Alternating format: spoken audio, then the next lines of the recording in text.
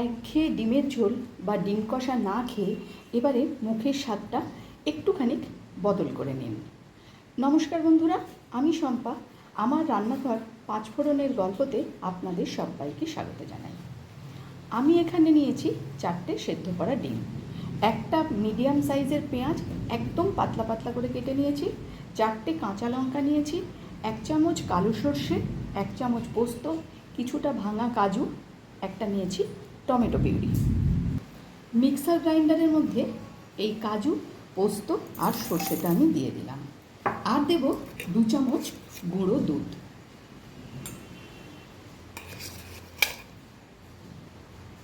খুব ভালো করে একটা স্মুথ পেস্ট আমি তৈরি করে নেব।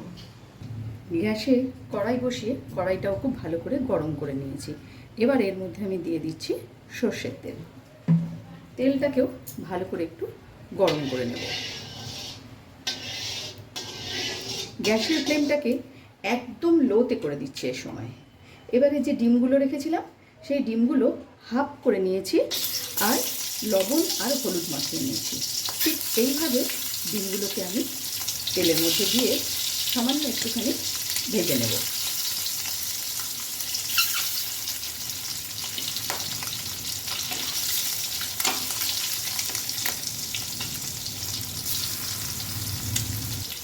সবকটা ডিম আমি এখানে দিয়ে দিয়েছি। এবারে হালকা হাতে নেড়ে এগুলোকে উল্টে দেব। আমার রান্না যদি আপনাদের ভালো লেগে থাকে আর যদি এই ভিডিওটি আপনারা ফেসবুক থেকে দেখে থাকেন তাহলে অনুরোধ করব পেজটিকে ফলো করে দেওয়ার জন্য। আর যদি ইউটিউব থেকে দেখে থাকেন তাহলে অনুরোধ করব চ্যানেলটি সাবস্ক্রাইব করে পাশে থাকা বেল আইকনটিকে প্রেস করার জন্য, যাতে আমি কোনো রেসিপি দিলে আপনাদের কাছে নোটিফিকেশন পৌঁছে যায়।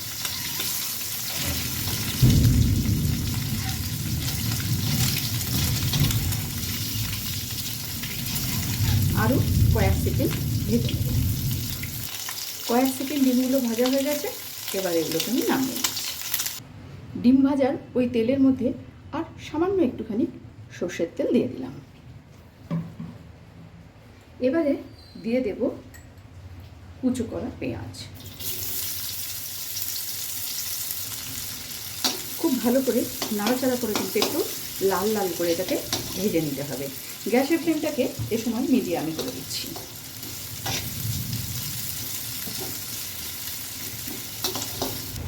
বেশ কয়েক সেকেন্ড নাড়াচাড়া করে পেঁয়াজটাকে আমি সুন্দর করে ভেজে নিয়েছি। এখন এই পেঁয়াজের মধ্যে দিয়ে দেব টমেটো বাটা।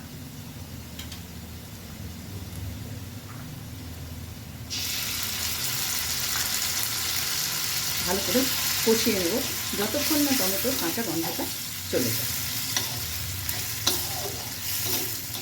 এর মধ্যে দেব পরিমাণ মতন লবণ।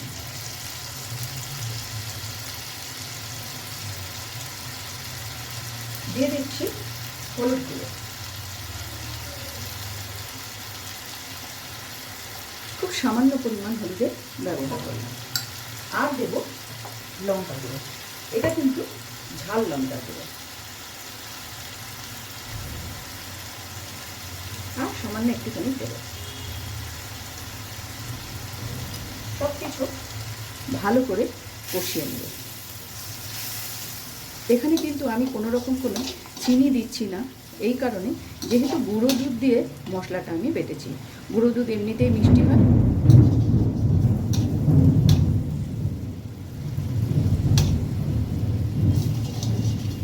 ভালো করে যতক্ষণ না তেল ছেড়ে বেরিয়ে আসছে ততক্ষণ পর্যন্ত কিন্তু আমি এটাকে নাড়াচাড়া করে কষিয়ে নেব। মশলা খুব সুন্দর করে কষিয়ে নিয়েছি। মশলা থেকে তেলও বের হয়ে এসেছে। এবারে আমি দিয়ে দেব যে মিক্সার গ্রাইন্ডারের মধ্যে পেস্টটা বানিয়েছিলাম সেই পেস্টটা এর মধ্যে ঢেলে দিচ্ছি। মিক্সারের জার ধোয়া সামান্য একটু জলও এর মধ্যে আমি দিয়ে দেব।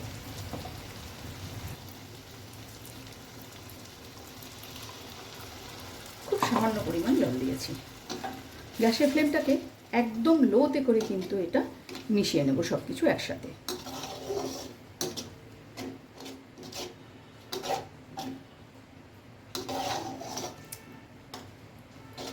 আর সামান্য একটুখানি মনে হচ্ছে জলের প্রয়োজন হতে পারে। খুবই সামান্য পরিমাণে একটু জল দিয়ে দিলাম। খুব ভালো করে সব কিছু এবার মিশিয়ে নেব। গ্যাসের ফ্লেমটা কিন্তু এই সময় একদম লোতেই আছে। দেখুন ঝোলটা কিন্তু ফুটতে শুরু হয়ে গেছে। এবারে আমি একে একে সেই ভাজা ডিমগুলো এর মধ্যে দিয়ে দেব।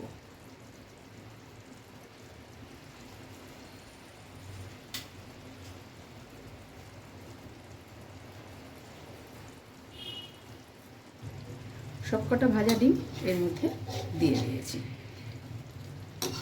ঝোলটাকে এইভাবে একটু একটু ডিমের উপরেও দিয়ে দেব।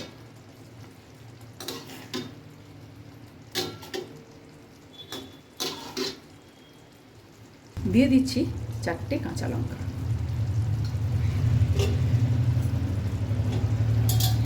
এবারে প্রায় 3 থেকে 4 মিনিটের জন্য এটাকে আমি ঢেকে দিলাম একদম লো ফ্লেমে। ফিরে এলাম 4 মিনিট পর। ডিম মালাই বা মালাই ডিম আমার একদমই তৈরি।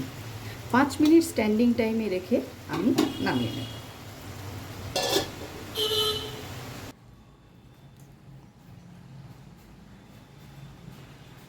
ঝটপট বানিয়ে নেওয়া যায় ডিমের এই দুর্দান্ত রেসিপিটি।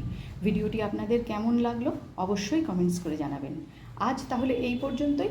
দেখা হচ্ছে সামনের ভিডিওতে অন্য কোনো রেসিপির সাথে। ভালো থাকবেন, সুস্থ থাকবেন।